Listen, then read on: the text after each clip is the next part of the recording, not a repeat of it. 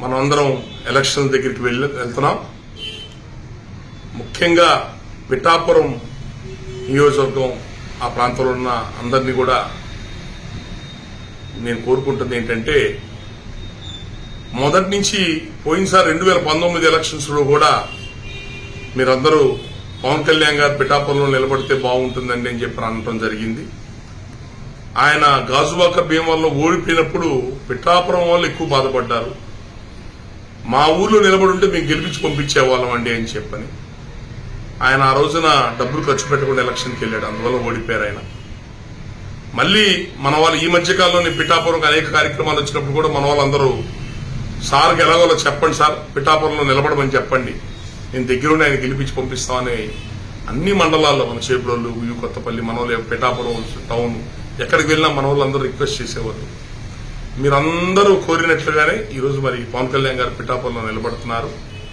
ఆయన మామూలుగా అయితే ఇంకో వ్యక్తి ఎవరు నిలబడితే ఎమ్మెల్యే అవుతాడు, లేకపోతే ఎమ్మెల్యే గెలుస్తూ ఒక మంత్రి అవుతాడు. అంతకంటే పెద్ద పొజిషన్కి వెళ్ళాడు కదా. పవన్ కళ్యాణ్ గారు అట్లా కాదు.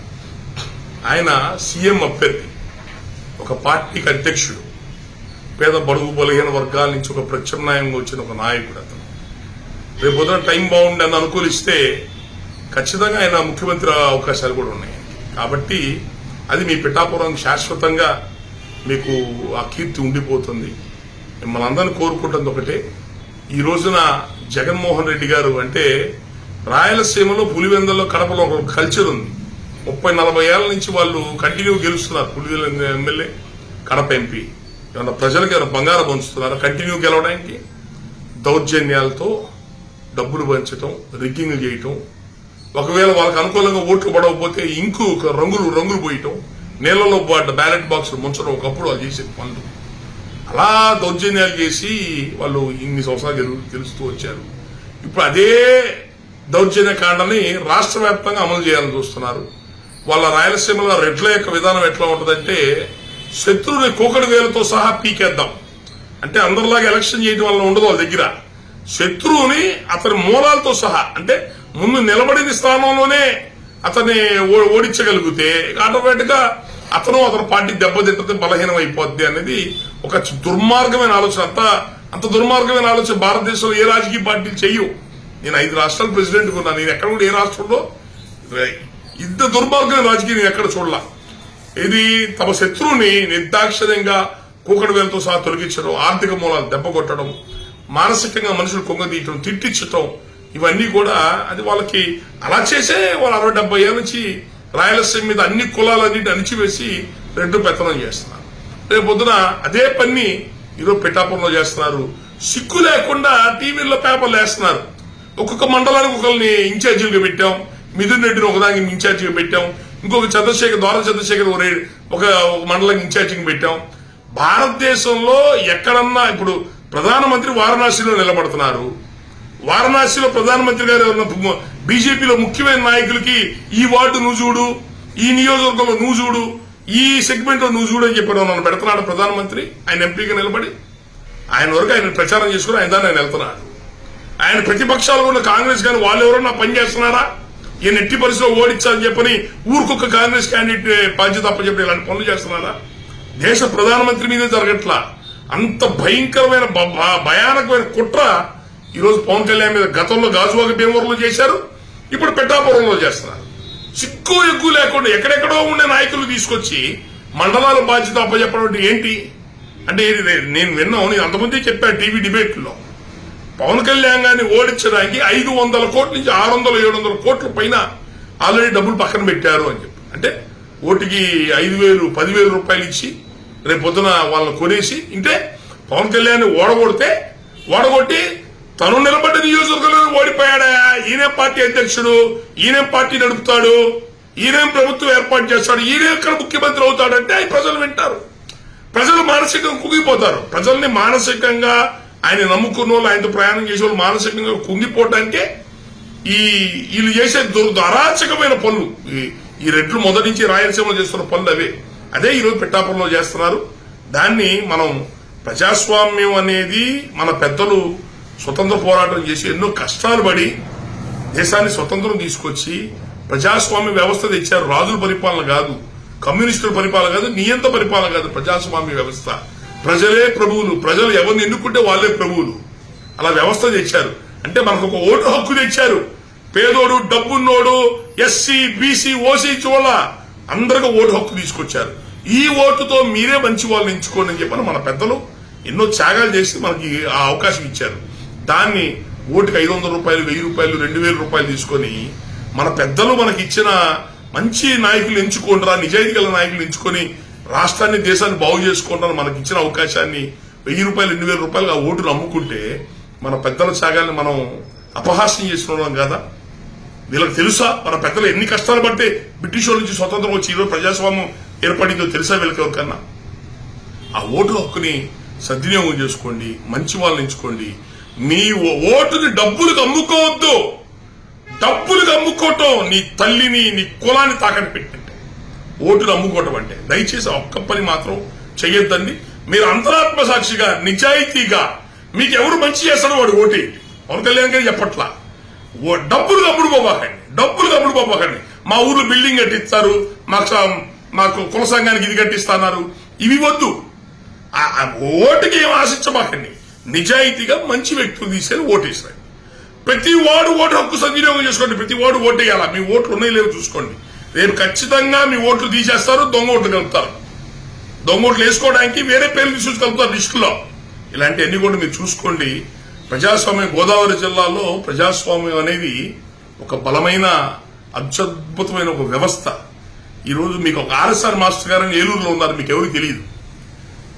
ఆయన ఒక కాలేజీ ప్రిన్సిపల్ గా ఉండి అనేక మందికి సేవా కార్యక్రమాలు చేశారు. నా బంధువు ఆయన ఆర్ఎస్ఆర్ మాస్టర్ గారు. టీచర్స్ ఎంప్లాయీస్ సంబంధించిన ఎమ్మెల్సీ ఎలక్షన్ వస్తే చైతన్య రాజు, చైతన్య మెడికల్ కాలేజ్ అతను అమలాపురం దగ్గర ఉంది. అతను వేరే వాళ్ళందరూ కలిసి ఒక్కొక్కరు 20 కోట్లు 30 కోట్లు ఎమ్మెల్సీ ఎలక్షన్ ఖర్చు పెట్టడానికి ముందుకు వస్తే యూటీఎఫ్ అనే టీచర్స్ సంస్థ ₹1 డబ్బులు లేని రిటైర్ అయిపోయి ఉన్న ఆర్ఎస్ఆర్ మాస్టర్ గారిని నుంచోబెట్టారు. ఒక చైతన్యరాజు 30 కోట్లు పెట్టాడు, రెమలగేశ్వరుడు 15 కోట్లు పెట్టాడు. రూపాయి ఖర్చు పెట్టిన ఆర్ఎస్ఆర్ మాస్టర్ గారు ఎమ్మెల్సీగా గెలిచి 6 ఏళ్లు ఎమ్మెల్సీ గుండి సమాజానికి ఉపయోగపడ్డారు. అది మీ గోదావరి జిల్లాలో ఉన్న చైతన్యం, ఓటు యొక్క బలం. అది దయచేసి అట్లాంటి విలువలతో కూడుకున్న రాజకీయాలు చేయండి. పవన్ కళ్యాణ్ గారు మంచి స్టార్డమ్ ఉన్న వ్యక్తి, సౌత్ ఇండియాలోని మంచి గుర్తింపు ఉంది. ఒక సినిమా చేస్తే 100 కోట్ల పైన డబ్బులు వస్తాయి ఆయనకి. సమాజానికి ఏదైనా మంచి చేద్దాం, 10 మందికి ఉపయోగపడదాం అని చెప్పని ప్రజారాజ్యంతో దెబ్బలు తగిలి ఇబ్బంది పడ్డా, అవమానాలు పడ్డా కూడా మళ్ళీ బయటకు వచ్చి ఒక సిద్ధాంతాలతో, విలువలతో కలిగిన పార్టీని నడుపుతున్నాడు. ఆయన భీమవరంలోనూ గాజువాకలో డబ్బు నేనే ఉన్నాను, ప్రత్యక్ష సాక్షిని. ఆయన ఏమాత్రం వైసీపీ పార్టీ 100 కోట్లు పెట్టింది, టీడీపీ పార్టీ వాళ్ళు 20-30 కోట్లు పెట్టారు. ఆయన ఏమాత్రం ఒక్క 10 కోట్లు 20 కోట్లు ఖర్చు పెట్టుంటే ఆ రోజున ఈజీగా ఎమ్మెల్యే అయ్యావు. ఆయన ఆ విలువలు పక్క తప్పలా. నేను సమాజంలో మార్పు తీసుకురావడానికి వచ్చాను, అవినీతిని కంట్రోల్ చేయడానికి వచ్చి నేనే తప్పుడు దాన్ని ప్రచారం చేయటం అనేది, తప్పును ప్రోత్సహించకూడదని చెప్పిన విలువతో కూడుకుని రాజకీయాలు చేశాడు. 2 చోట్ల ఓడిపోవటం వలన అది మనందరికి ఎంత అవమానం జరిగిందో, రాష్ట్ర వ్యాప్తంగా మనం ఎంత ఆత్మక్షోభకు గురయ్యామో మీకు తెలుసు. ఈ రోజున మళ్ళీ మీకు పిఠాపురంకి అవకాశం వచ్చింది. ఆయన గెలిపించి ఆయన గౌరవాన్ని, మా అందరి గౌరవాన్ని నిలబెట్టే అవకాశం మీకు ఆ పిఠాపురం ప్రజలకు ఇచ్చారు. పిఠాపురం మహాక్షేత్రం, పాదగయ, దత్తాత్రేయ వారు, శ్రీపాద వారు పుట్టిన మీద కుంతి మాధవుడు దేవాలయం.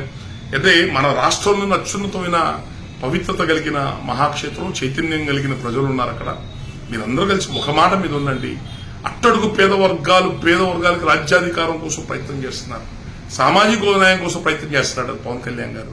కాబట్టి అలాంటి వ్యక్తిని మనం, అతను చిన్న దీపం వెలిగిస్తున్నాడు. ఆ దీపాన్ని మన చేతులు అడ్డం పెట్టి ఆ దీపాన్ని కాపాడుకోగలిగితే అదొక పెద్ద మహాజ్యోతి. రేపొద్దున మన ముందు తరాలకి, పేద కులాలకి రేపు మంచి భవిష్యత్తు ఉంటుంది, అవకాశాలు ఉంటాయి. కాబట్టి మీరందరూ కూడా పవన్ కళ్యాణ్ గారికి అండగా నిలబడి రేపు రాబోయే రోజుల్లో 1,00,000 మెజారిటీ, 50,000 మెజారిటీలు అంటున్నారు. మెజారిటీలేమో నాకు తెలియదండి. ఆయన మాత్రం గౌరవప్రదంగా గెలిపించండి. ఎందుకంటే 1,00,000 మెజారిటీ అనగానే ఏమవుతుందంటే కొంతమంది 1,00,000 మెజారిటీ వస్తుంది కదా, నేను ఓటు అయిపోతే ఏమైందిలే అని డబ్బులు తీసుకొని కోరికేస్తారు. రేపొద్దున మీ ఇంటింటికి వస్తారు, పథకాల పేరుతో వస్తారు.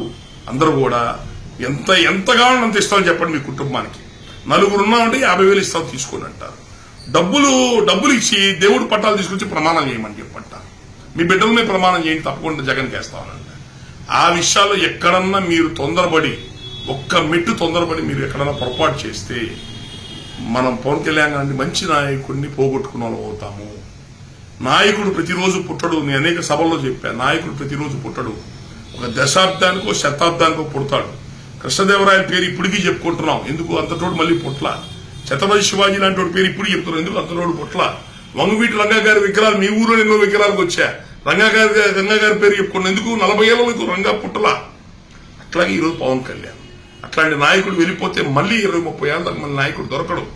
ఈ రాష్ట్రాన్ని 70 ఏళ్ళు పరిపాలన చేసిన కులాలు ఈ పేద కులానికి వచ్చిన నాయకత్వాన్ని మనలేమనరు, మన నుంచి వచ్చిన నాయకుడిని చంపేస్తారు. రంగా గారిని అట్లాగే చంపారు. ఇతను ఓడగొట్టి ఇంటికి పంపించే ప్రయత్నంలో ఉన్నారు. కాబట్టి మీరు దయచేసి మీ మీద గురుతర బాధ్యత ఉంది. దయచేసి అందరూ బాధ్యత తీసుకోండి. మిమ్మల్ని చేతులెత్తి దండం పెట్టి మొక్కుంటున్నాను, మిమ్మల్ని ప్రాధాయపడుతున్నాను. పవన్ కళ్యాణ్ గారిని గెలిపించండి, మంచి మెజారిటీతో అందరూ కలిసి ఓట్లేసి గెలిపించండి. ఆ నాయకుడిని అసెంబ్లీలో పంపించండి. మీ పిఠాపురం సమస్యల మీద కానీ రాష్ట్ర సమస్యల మీద కానీ ఆయన బలంగా నిలబడతాడు. మన రాష్ట్రంలో మార్పు వస్తుంది. అప్పులు పాలైపోయిన రాష్ట్రం ఈ రోజున రాజధాని ఎక్కడుందో తెలియదు. ప్రభుత్వ జీతాలు ఇవ్వడానికి డబ్బులు లేవు. తాకట్లు పెట్టి అప్పులు తీసుకొచ్చి పప్పులు బెల్లాలు వచ్చినట్టు పంచుతున్నారు. ఈ విధంగా రాష్ట్రం ముందుకు పోతే రేపు ఏ ఒరిస్సాలాగో పేద రాష్ట్రం అయిపోతుంది. ఇప్పటికే అవకాశం ఉంది మనం ఇంకా మారటానికి, మన జీవితాలు మార్పు రావడానికి ఒక అవకాశం ఉంది. నేను రాష్ట్రంలో ప్రతి ఊరు చూసేవాడిని, రాయలసీమలో ప్రతి ఊరు తెలిసినోడిని. పులివెందుల నియోజకవర్గంలో వేంపల్లి, చక్రపేట, పులివెందుల టౌన్ ప్రతి ఊరు మండలాలు తెలిసిన. ఎంత అరాచకం దుర్మార్గం ఉంటే తెలుసు ఆ ప్రాంతాల్లో. ఎంత అరాచకం దుర్మార్గం చేస్తే 70 ఏళ్ళ నుంచి రెండో చేతిలో పెట్టుకున్నారు. రాయలసీమ మొత్తం మీద ఒంగోలు నెల్లూరు జిల్లా కలిపి 72 సీట్లు ఉంటే ఒక్కటి కూడా మన బలిజోలికి ఇవ్వాలి వైసీపీ. టీడీపీలు ఒకటో రెండో వచ్చినాయి, అది కూడా జనసేన తిరుపతిలో ఇచ్చింది అనమాట. అంటే మన వాళ్ళని అక్కడ అంత బీసీలని బలిజల్ని అరాచకంగా తొక్కి ఇంత దౌర్జన్య కాండతో ఇలా డబ్బులతోనూ దౌర్జన్య కాండతోనూ గెలుస్తూ వచ్చు పెత్తనం చేస్తున్నారు రాష్ట్రాల మీద. అలాంటి దుర్మార్గాన్ని దౌర్జన్యాన్ని కోస్తా జిల్లాలో మనం అంతకుముందు ఎవరిని అంగీకరించలేదు, ఎవరిని ప్రోత్సహించలేదు, ఎవరిని ఆ రూట్ లో రానివ్వకుండా మనం చైతన్యంతో బతికాం కోస్తా జిల్లాలోకి. ఈసారి పొరపాటు చేశామా, ఈసారి ఎక్కడన్నా చిన్న పొరపాటు జరిగిందంటే రాయలసీమ లాగా మనం కూడా బానిసత్వంలోకి వెళ్ళిపోవాల్సి వస్తుంది. దయచేసి అర్థం చేసుకోండి. ప్రతి వాళ్ళు ఆలోచించి ఓటేయండి. మనలో కూడా దరిద్రం ఉంటుంది, మిగతా కులాలకు లేదు. మిగతా వాళ్ళు డబ్బులు తీసుకొని వాళ్ళ మనసు బుద్ధి పుట్టినట్టు మంచి ఎవరికి వేయాలో వాళ్ళకి వేసుకుంటారు. ఈ కులానికి దరిద్రం ఏంటంటే డబ్బులు తీసుకోవడం తప్పు, ఓటుకి డబ్బులు తీసుకోకూడదు, తీసుకున్న డబ్బు న్యాయం చేస్తా ఉంటారు. నువ్వు దొంగ డబ్బు పాపిష్టి డబ్బు తీసుకోవడమే నేరం. ఓటుకు డబ్బులు తీసుకోవచ్చా? ఏ రాజ్యాంగం చెప్తుందా? కూడా ఒప్పుకుంటాడా? డబ్బులు తీసుకున్న డబ్బు న్యాయం చేయాలని చెప్పనంటారు. మనకు పట్టిన దరిద్రం అది. దయచేసి ఈ పనికిమాల సిద్ధాంతాల ఆలోచన నుంచి బయటపడండి. అలాంటి వాడికి దూరం ఉండండి. మనం గౌరవప్రదంగా బతికిన వాళ్ళం. ఒకప్పుడు తిండి లేకపోయినా ఆత్మగౌరవం కోసం బతికిన వాళ్ళం. మనం ఆ గౌరవాన్ని నిలబెట్టుకోవడానికి ప్రయత్నం చేయండి. పవన్ కళ్యాణ్ గారిని రేపు గెలిపించుకొని అసెంబ్లీకి పంపించి మీ పిఠాపురం యొక్క గౌరవాన్ని పెంచండి. ఇప్పుడు పోయినసారి రాజోలు గెలిచింది జనసేన పార్టీ, రాష్ట్రం అంతా చెప్పుకుంటుంది లేదా రాజోల గురించి. రేపు అదే విధంగా మీ పిఠాపురం నుంచి గొప్పగా చెప్పుకుంటారు. మీ యొక్క నియోజకవర్గ గౌరవం పెంచండి. మంచి వ్యక్తులను ఎంచుకుని అసెంబ్లీలో పంపించండి. ఈ రాష్ట్ర భవిష్యత్తును కాపాడండి.